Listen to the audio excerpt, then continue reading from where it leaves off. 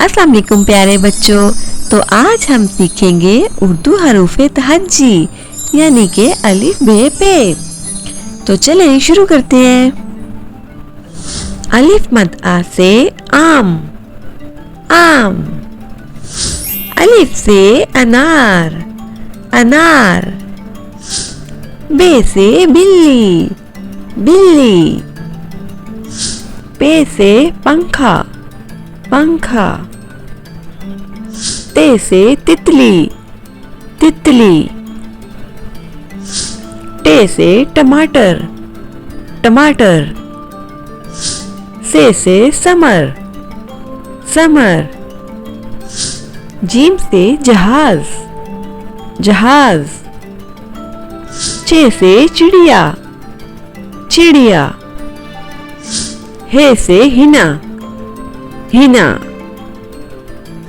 खे से खरबूजा, खरबूजा।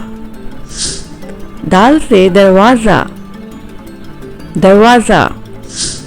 डाल से ड्रम, ड्रम। जाल से जखीरा, जखीरा। रे से रेलगाड़ी, रेलगाड़ी। रे से आड़ू, आड़ू। जे से ज़ीब्रा, ज़ीब्रा। ये से यालावारी। सीन से साइकिल, साइकिल। शीन से शेर, शेर। स्वाद से साबुन, साबुन। ज़्वाद से ज़ईफ, ज़ईफ। तोए से तोता, तोता। ज़ोए से ज़रूफ, ज़रूफ। आइन से ऐनक, ऐनक। वाइन से गुब्बारे, गुब्बारे। फे से फ्रिज, फ्रिज।